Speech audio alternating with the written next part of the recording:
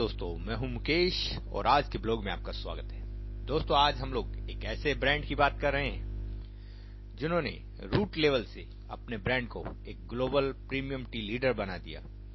आज हम लोग बात करेंगे दिल्मा की कहानी की। कैसे बना यह श्रीलंकन ब्रांड जो है ग्लोबल प्रीमियम टी का लीडर। जब दुनिया में चाय के बड़े बड़े ब्रांड पहले से मौजूद थे, तब एक व्यक्ति ने अपने सपने और मेहनत से दिल्मा को एक ग्लोबल प्रीमियम टी ब्रांड बना दिया। यह कहानी है मार्ली जे फर्नांडो की, जिन्होंने 1988 में दिल्मा की शुरुआत की और इसे सिर्फ एक चाय ब्रांड नहीं बल्कि रियल टी मूवमेंट बना दिया। शुरुआत एक सपने की नींव 1950 के अंदर मार्ली जे फर्नांडो श्रीलंका, तब जब यह सिलोन हुआ करता था, वहां पर पैदा हुए। उन्होंने बहुत छोटी सी उम्र में देखा कि उनकी देश की चाय पर विदेशी कंपनियों का कब्जा था। तब क्या हो रहा था? ब्रिटिश कंपनियां श्रीलंका से चाय खरीदती थी, उसे ब्लेंड करके बेचती थी, जिससे चाय की असली पहचान खो जाती थी। इससे यह नहीं पता चलता था कि उसका मैन्युफैक्चरर कौन है। श्रीलंका किसानों को अपनी मेहनत का सही दाम नहीं मिल पाता था। दुनिया का असली सिलोन चाय का स्वाद दुनिया को नहीं मालूम था। मार्ली ने ठाना कि वो दुनिया को असली, प्योर और ऑथेंटिक चाय देंगे, जिसे बिना मिलावट के सीधे ग्राहकों तक पहुंचाया जाए। तो उन्होंने दिल्मा ब्रांड की शुरुआत की 1988 के अंदर। मार्ली ने चाय इंडस्ट्री के बारे में गहराई से सीखा। कई सालों की मेहनत के बाद 1988 में दिल्मा ब्रांड लॉन्च किया। दिल्मा का मतलब होता है दोस्तों, यह मार्ली के दो बेटे दिल्हान और मलिक के नाम पर रखा गया। दिल्हान से दिल और मलिक से माह लिया गया और ब्रांड का क्रिएशन किया गया दिल्मा। क्या खास था दिल्मा में? सिंगल ओरिजिन सिलोन टी, कोई ब्लेंडिंग नहीं, सिर्फ श्रीलंका के गार्डन की प्योरिटी वो लोग देते थे।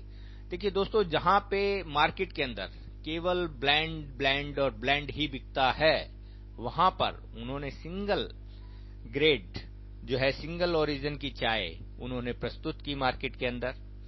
गार्डन फ्रेश, हैंड पिक्ड, सीधा बागानों से ग्राहक तक पहुंचाना। Ethical and fair trading model, किसानों के लिए सही दाम और श्रीलंका की ग्रोथ में योगदान, ये उनके मुख्य उद्देश्य था।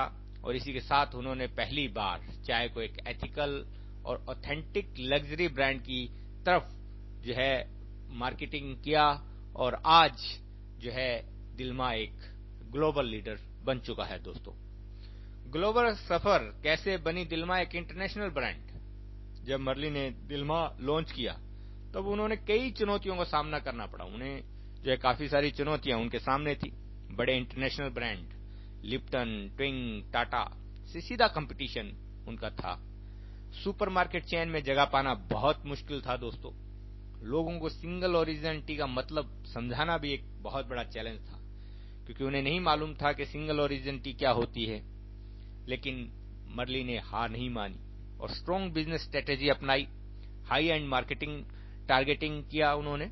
दिल्मा को प्रीमियम ब्रांड की तरह होटल, रेस्टोरेंट, 5 स्टार कैफे में इंट्रोड्यूस किया गया। B2B प्लस B2C एक्सपेंशन किया गया। ग्राहकों के साथ होटल इंडस्ट्री, एविएशन मार्केट में एंट्री ली। लग्जरी एयरलाइंस में दिल्मा सर्व होने लगी। Education and awareness, T inspire campaign के जरिए असली चाय के फायदे बताए गए। आज दिल्मा 100 प्लस देशों में बिकता है और दुनिया की सबसे बड़ी प्रीमियम चाय ब्रांड में से एक है। दोस्तों, एथिकल और सोशल इंपैक्ट, बिजनेस में आगे की सोच, ये सब कुछ जो है मार्ली ने किया। और दिल्मा सिर्फ एक चाय कंपनी नहीं है, बल्कि एक ethical and sustainable business model भी है। दोस्तों, MGF फाउंडेशन उन्होंने बनाया। किसानों और गरीब समुदायों के लिए health, education and development program इस फाउंडेशन के तहत वो करते हैं। दिल्मा कन्वर्सेशन, पर्यावरण सुरक्षा और ग्रीनरी के लिए उन्होंने बहुत काम किया। रियल टी मूवमेंट, ग्राहकों को असली चाय, बिना मिलावट वाली चाय देने के लिए प्रतिबद्ध हैं। मार्ली जे फर्नांडो का मिशन सिर्फ बिजनेस नहीं, बल्कि श्रीलंका और चाय इंडस्ट्री को बेहतर बनाना था। दोस्तों, सफलता और आगे का सफर जो है, आज दिल्मा एक बिलियन डॉलर ब्रांड है, लेकिन इसकी जड़ें आज भी श्रीलंका के चाय बागानों में है। प्रीमियम एंड एथिकल ब्रांडिंग की वजह से दिल्मा दुनिया की सबसे महंगी और हाई क्वालिटी चाय ब्रांड में से एक है। दोस्तों, जहां आज लोग कहते हैं कि मैं सिर्फ सस्ता करके बेच दूंगा, जो कीमत पे फोकस करके अपना ब्रांड बनाते हैं, तो उनके लिए एक बहुत बड़ा सबक यहां पर है दोस्तों, कि कीमत से ब्रांडिंग तय नहीं होती है। दोस्तों, उनके सामने जो है सस्ता नहीं दे सकते थे, वो एक सिंगल ओरिजिन की चाय थी उनके पास में, उसके बावजूद उन्होंने उसे ब्रांड बनाया। उन्होंने जो है टी के अंदर बहुत सारे इनोवेशन के जरिए नई नई फ्लेवर्स बनाए। टी इनोवेशन के जरिए कंपनी नए नए फ्लेवर्स और चाय के एक्सपीरियंस को डेवलप कर रही है। नेक्स्ट जनरेशन लीडरशिप, मरली के बेटे दिल्हान और मलिक अब ब्रांड को आगे बढ़ा रहे हैं। दिल्मा से क्या सीख सकते हैं? नंबर 1, क्वालिटी सबसे बड़ी यूएसपी होती है दोस्तों। क्वालिटी जो है सबसे बड़ी यूएसपी होती है। जब चाय अच्छी हो तो लोग उसे खरीदने को तैयार रहते हैं। एथिकल, बिजनेस लॉयल कस्टमर बनाता है। सही मॉडल अपनाने से लोग ब्रांड पर भरोसा करते हैं। B2B प्लस B2C दोनों पर फोकस करें। बिजनेस ग्रोथ के लिए होटल, कैफे, एविएशन इंडस्ट्री को टारगेट करें। स्टोरी टेलिंग और एजुकेशन जरूरी है। अपनी इंडस्ट्री की एजुकेशन बहुत जरूरी है। उन्होंने भी बहुत मेहनत से सीखा। 1950 से उनकी जर्नी स्टार्ट हुई थी और 1988 में उन्होंने अपना ब्रांड बनाया था दोस्तों। तो एक बहुत लंबी जर्नी उनकी एजुकेशन की रही। तो एजुकेशन बहुत जरूरी है आपकी फील्ड पे।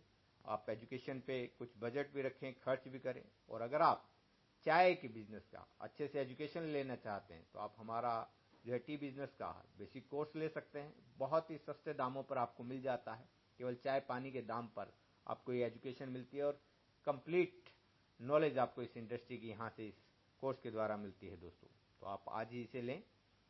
और निष्कर्ष आज ये निकलता है, दिल्मा की कहानी से ये साबित करती है, अगर आपके पास अच्छा प्रोडक्ट, सही विजन और एथिकल अप्रोच हो तो आप एक छोटे ब्रांड को ग्लोबल लीडर बना सकते हैं। क्या आपको यह कहानी इंस्पायरिंग लगी? आप अपने टी बिजनेस में इससे क्या सीख सकते हैं? हमें कमेंट करके बताइएगा। चैनल को सब्सक्राइब कर दीजिएगा, लाइक करना बिल्कुल मत भूलिएगा और बेल का आइकन हिट कर दीजिएगा, ताकि जैसे ही हम लोग कोई नई अपडेशन करें तो आप तक नोटिफिकेशन आ जाए। तो आज के लिए इतना ही दोस्तों। अगले वीडियो में फिर से हाजिर होते हैं एक नई अपडेट